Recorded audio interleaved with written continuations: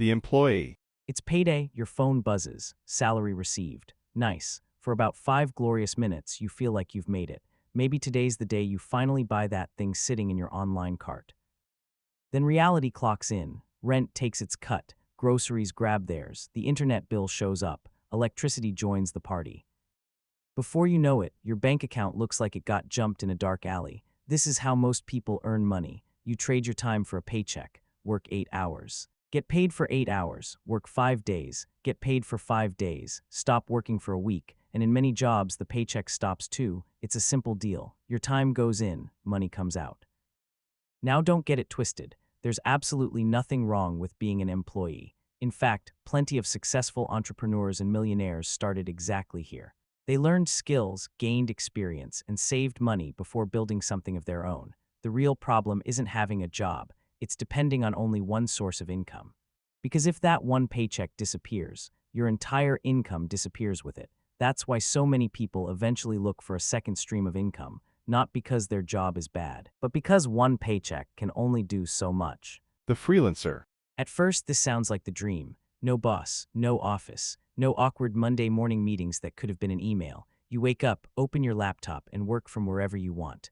Your bedroom, a coffee shop, maybe even a beach if you're the type of person who enjoys getting sand in their keyboard. You sell your skills directly. Maybe you design logos. Maybe you edit videos.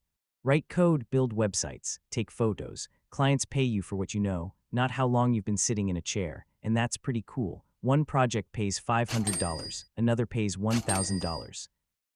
A big client comes along and suddenly you're making more than some people with full-time jobs. But then reality shows up. You didn't actually get rid of your boss. You just replaced one boss with 10. One client needs revisions. Another says the project is super quick. A third sends a message at 11 p.m. asking if you can just make one small change. And somehow that 5-minute change turns into 3 hours of staring at your screen, wondering where your life went wrong. The good news, freelancers can often earn more than employees. The bad news is they're still trading time for money. No projects, no payments, no clients, no income. Take a month off and your bank account might start looking a little nervous. That's why freelancing is freedom, but it's not passive income. You're still the product. And as long as people are paying for your time, the clock is always ticking.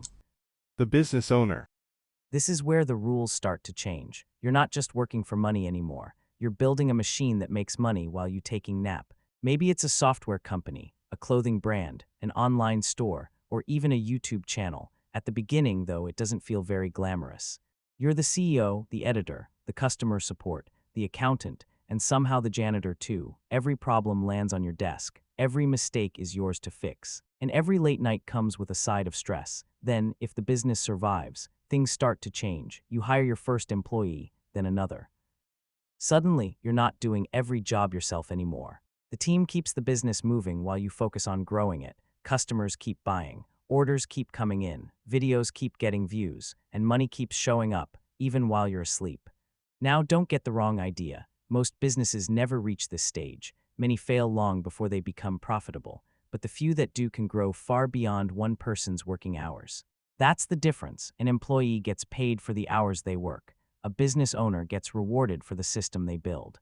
And that's why so many of the world's wealthiest people don't just work in businesses, they own them. The investors. This is where money starts pulling its own weight. Instead of sitting in your bank account doing absolutely nothing, you put it to work. Maybe you buy stocks. Maybe it's real estate. Maybe you own a small piece of a business. The point is simple. You're no longer relying only on your paycheck. Now your money has a job too. And here's the best part. While you're sitting in living room with family, working a 9 to 5, playing video games, or fast asleep, your investments still have the chance to grow. You don't have to clock in every morning for them to do their thing. Of course, it's not magic. Some years the market goes up. Other years it drops and reminds everyone that investing isn't a straight line.